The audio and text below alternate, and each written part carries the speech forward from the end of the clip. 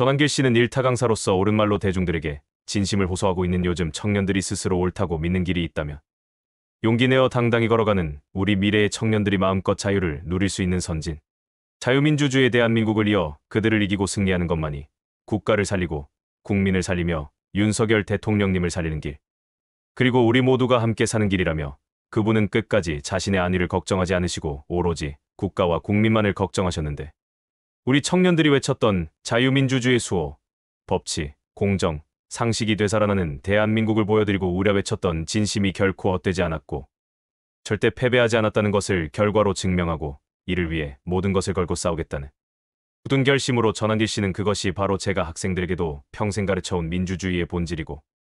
이러한 시국 속에서 자유민주주의의 수호와 청년 세대들의 고물을 위해 언론사를 설립하겠다고 결정했고, 다양한 가치가 서로 공존하는 건강한 사회의 모습을 보여줘야 한다고 하였습니다. 1945년 8월 15일 일본으로부터 국권을 되찾은 날과 1948년 8월 15일 대한민국 정부가 수립된 날을 기념하는 날이며, 3월 1일 제헌절 7월 17일, 개천절 10월 3일 한글날 10월 9일 등과 함께 5대 국경일의 하나이며 1949년 10월 1일 제정된 국경일에 관한 법률에 의거 광복절이 국경일로 제정되어 해방연도인 1945년과 건국연도인 1948년 모두 8월 15일에 이루어진 일들로 두 날을 모두 기념하기 위한 것이었습니다. 광복절은 우리나라가 일제강점기 동안 우리는 자유롭게 말하고 배우고 우리말을 쓰는 것조차 제대로 할 수 없었지만, 세월은 흘러 지금 시대에 와서 대한민국 자유민주주의 시대에서 마음껏 자유를 누릴 수 있지만, 그래도 아직도 좌파 우파로 나뉘어져 우리나라 영토는 아직도 몸부림에 휘말리고 있습니다. 대한민국 영토에서 사람들이 사는 이상 10년은 강산이 변한다 해도 인간들의 본성은 변하기 힘들며, 질서를 지키기 위해서는 자라나는 새 세대들과 미래에 대해서는 인성교육이 기필코 우선적으로 필요합니다. 원래 전쟁이 6월 25일에 일어난 이유가 북한이 8월 15일까지 남한을 점령하는 것을 목표로 하고, 피후기간인 51일 소련 군사고문관이 역산하여 나온 날짜로 8월 15일까지 통일은 물 건너갔으니, 이때 북한군은 8월 15일까지 대구를 점령하겠다며 낙동강 전선에서 공세를 취하고, 당시 미군은 네가더가 인천 상륙 작전을 해야 한다며 배에 태웠다가 낙동강이 무너지게 생겨서 배에 내려 긴급 땜빵하고 다시 배에 타기를 반복하고 있었던 시기가 바로 8월 14일이었습니다. 6월 25일 전쟁으로 인해 한반도 전체가 폐허가 되었으며, 특히 일본이 만들어 놓은 북한 지역의 대규모 공업지역은 융단 폭격을 당해 완전히 소실되었고 한강의 다리는 모조리 끊어졌으며, 수많은 전쟁과가 양산되어 6월 25일 전쟁을 인해 1000만 명 이상의 이산가족이 발생하였습니다. 미국은 1945년 8월 15일 한국이 일본으로부터 해방한 직후부터 1970년 5월까지 20년 동안 물자와 외화 부족 문제를 무상으로 지원해 주었으며, 특히 1950대 말까지는 유일한 외자 도입 창구로 한국 경제 부흥에 미국의 한국 원조 정책이 가장 큰 기여를 해주었습니다. 전쟁 시기 나라 없는 서민들은 배우지 못하고 제대로 읽지도 못하면서 헐벗고 굶주림 추위 속에서 일본에 얽매이고 한글도 쓰지 못했고 열악한 환경 속에서 겨우 목숨을 유지하면서 살아왔지만, 미군들의 희생으로 우리 한반도를 지켜주고 물자를 많이 도와주었고, 지승만 대통령님이 우리나라를 찾아주시고 박정희 대통령님이 목숨을 바쳐 내세워주신 대한민국 영토를 우리는 그 모든 쓰라린 아픔과 고통을 벗어나 지금은 너무 자유로운 세상에서 행복을 누리며 살고 있습니다. 최근 모스탄 교수님은 한국의 특정 정치인과 관련된 부정부패 정황의 정치, 자금 유용, 불법 선거 운동, 그리고 외부 자금의 불법 유입 등이 포함하여 해당 정치인은 선거 기간 동안 금품을 제공해 유권자들을 매수하고 대가로 불공정한 지지를 받았다는 주장이 제기되었습니다. 모스탄 교수님은 정부는 이 문제를 심각하게 받아들이고 있으며, 한국 정부에 대한 공식적인 조사를 요구하는 모스탄 교수님은 과연 어떤 분인지 먼저 말해보겠습니다. 모스 H. 탄 모얼스 H. 텐 한국명단은 의미며 1974년 5월 14일 51세 서울특별시 서대문구 공제동 국적 미국 국기 현직, 리버티 대학교 로스쿨 교수, 국제선거검시단 재임기 제6대 국제형사사법대사 도널드 트럼프 대통령 임명. 2019년 12월 31일, 2021년 1월 20일 링크 페이스북 아이콘 블랙 토론 종교 개신교 멜로 쿨 졸업 스탠퍼드 대학교 중퇴 휘튼 칼리지 신화 학사 휘튼 칼리지 대학원 석사 노스웨스턴 대학교 로스쿨 법학하였습니다. 모스탄은 한국에서 태어나 1979년 5살 때 가족과 함께 미국으로 이민한 한인으로 영어 외에 한국어, 스페인어, 또한 프랑스어, 포르투갈어, 중국어, 라틴어에 대한 어느 정도의 기초 지식을 가지고 있는 박식한 교수이며 1993년 넬로 스쿨맨 로 스쿨 수석 졸업하고 리버럴 아츠 칼리지 인 히튼 대학교와 대학원을 졸업했으며 미국 T14 로스쿨인 노스웨스턴 대학교 로스쿨에서 2001년 법학 전문 석사 J.D. 학위를 취득하여 일리노이 변호사협회, 미시간 서부지방법원 및 미국 대법원 변호사협회에 가입하여 현재는 미국 역사상 두 번째 한국계 미국인 로스쿨 학장으로 노던 일리노이 대학교 로스쿨 교수로 재직하였으며 북한 인권 문제 및 국제형사사법에 관한 연구로 텍사스 대학교 오스틴 로스쿨, 세인트 토마스 대학교 로스쿨, 그리고 포항 한동국제법률대학원에서 법학 교수 또는 방문학자로 재직하여 포항에서 아시아 최초의 미국 법학 박사 J.D. 프로그램을 설립하는 데 참여하였습니다. 2017년에는 시카고 한인회의 올해의 한인상을 수상받았으며 미국 로스쿨 협회 대표, 2015년 노스웨스턴 대학교 법학대학원, 2014년 미국 국제법학회 학술대회 주최위원회, SEALS 미국 남동부 법학대학원 협회, 국제법위원회 등을 역임하였습니다. 2019년 4월 도널드 트럼프 미국 대통령에 의해 국제형사사법대사 앰베세더에 Large for Global Criminal Justice로 지명되었고 같은 해 11월 19일 연방상원의 인증을 받았고 2019년 12월 31일 임기를 시작했습니다. 국제형사사법대사로서 전쟁범죄, 반인도덕범죄, 학살 등 중대한 국제범죄에 대한 미국의 정책을 조언하는 임무를 수행하면서 특히 북한의 반인도적 범죄와 인권 유린을 강하게 비판하며 국제사회의 관심을 촉구하여 국제형사사법대사여서 일종의 국제기구에 파견하는 대사라 생각할 수 있는데 특정한 국가의 전담으로 파견되는 외교관이 아닌 미국 외 다른 국가의 특정한 문제가 존재할 때 이 문제에 대해 미국의 입장을 전달하는 일종의 전담 특사로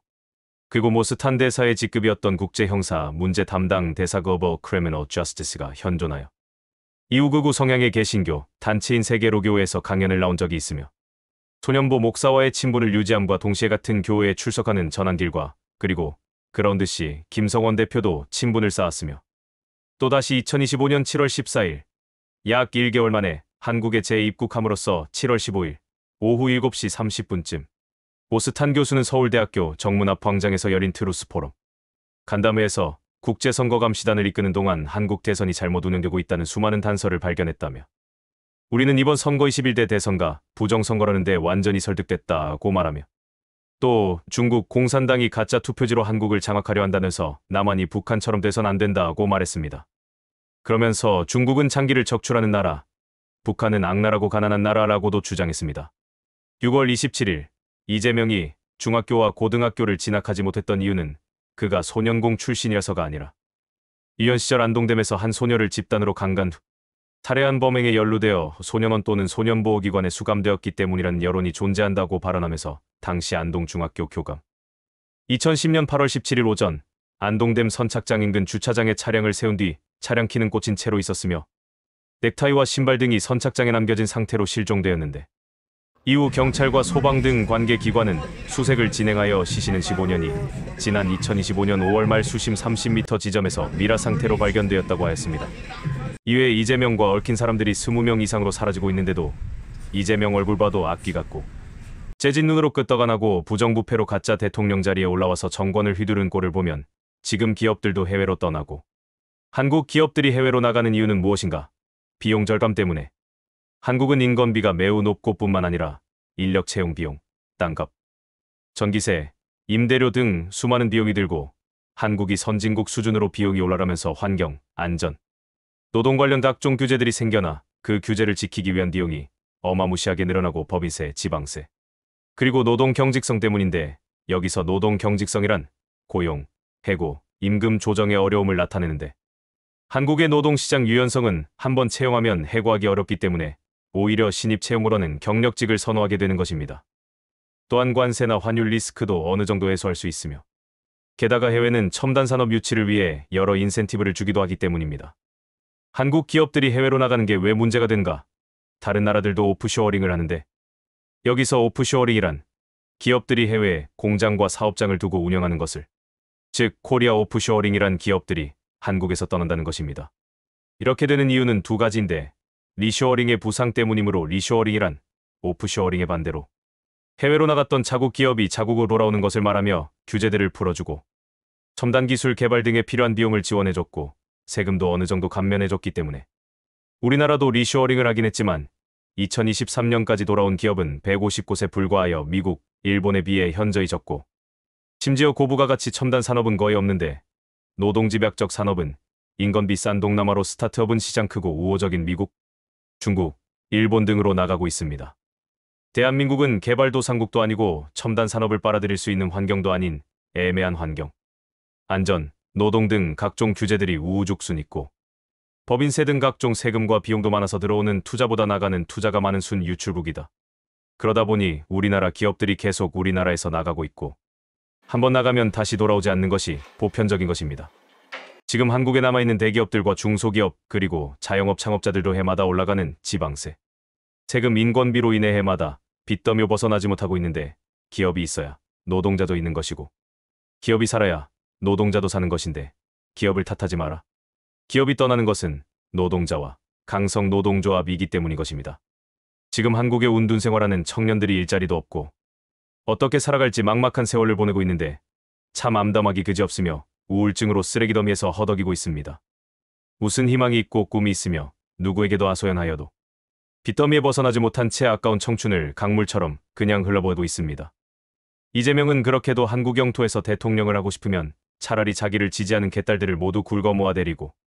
북한이나 베네수엘라에 가서 내노라고 소리치면서 살아간데 나을 것 같습니다. 국회에서는 자기네 밥그릇을 빼앗기지 않겠다고 온갖 수법으로 서민들을 노리고 속이고 하지만 현실은 애매한 서민들이 거리에 나와 자유민주주의를 지키려고 비가 오나 눈이 오나 찬바람이 불어도 거리에 나와 자유를 외치고 있습니다. 민주당 좌파들은 이재명 코딱지나 우겨주고 구질하게 아첨과 자리를 지키면서 국민들의 피와 땀으로 얼룩진 세금으로 월급과 수당을 빠짐없이 타먹으면서 서민들이 자영업이 계속 폐가 되고 빚더미에 벗어나지 못하고 있는데 거짓말만 되풀이할 뿐 지켜봐도 파벌 싸움뿐입니다. 하나오션, 현대제철, 현대차, 기아차, 금호타이어, 한국GM, HD현대중공업, 그리고 마누스 AI, 샌드버드와 같은 스타트업들은 노조 파업, 높은 비용, 글로벌 시장 변화, 엄격한 규제 환경, 무리한 정부의 노동 중심 정책의 강압적 영향, 그리고 자본 제약으로 해외로 생산기지나 본사를 이전하고 있는데 이은거제, 당진, 순천, 울산, 아산, 광주, 부평, 울강남, 판교 등 지역 경제의 고용 감소와 상권 위축으로 이어지고 있습니다. 또한 지역 지방 지자체에서도 소비 쿠폰 지원 부작용으로 자체 사업 모두 중단하여도 돈이 모으기 힘들고 막막하다고 한탄하고 있을 때 이번에는 국적도 모르고 이름도 모를 외국인 2,000명,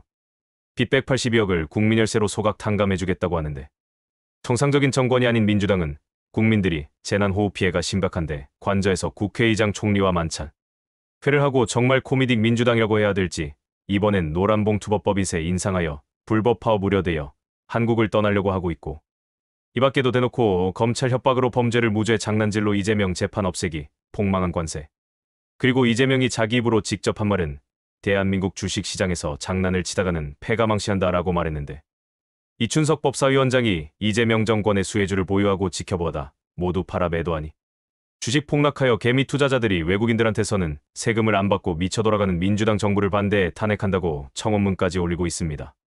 차라리 그 돈을 모아주려면 관세라도 협상해서 물던지 아니면 청년들의 일자리 창출에 보탬이 돼야지 억지로. 그것도 쿠폰으로 풀어주고 세금으로 다시 걷어가니 이런 현상이 나타나는 것은 국민들을 잘못 본 것이 어리석은 일이며 쓰나미 재난 피해로 고통을 겪고 있는 서민들의 일상생활은 TV에도 나오지 못하게 함으로써 좋은 것만 보이려는 이재명의 본심은 정말 민심불통을 터뜨리게 합니다. 도대체 자유민주주의는 어디 옳았는지, 왜 이 지경으로 됐는지. 이재명을 지지한 개딸들은 그래도 정신을 못 차리고 마약에 마취되어 정신이 몽롱한 사람처럼 비틀거리며 살고 있습니다. 이렇게 나라가 마비되어 무너져 밑바닥까지 거덜이 나기 전에 정신 차리고 하루빨리 다시 일으켜 세울 새로운 대한민국 위대한 진짜 대통령님이 꼭 나타나야 할 것입니다.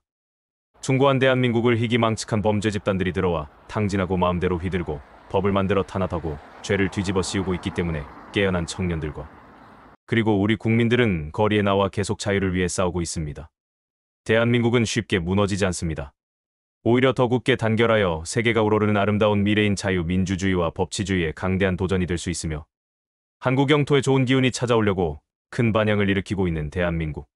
영원한 자유민주주의 주도권을 세계 여러 나라에서 주목하고 지켜본 데서 계속해서 관련 사건의 진전 상황을 주목하며 각국 정부와 국제사회의 반응을 지켜보면서 여러분들의 잘 이해하여 보시고 분석 판단하시길 바랍니다.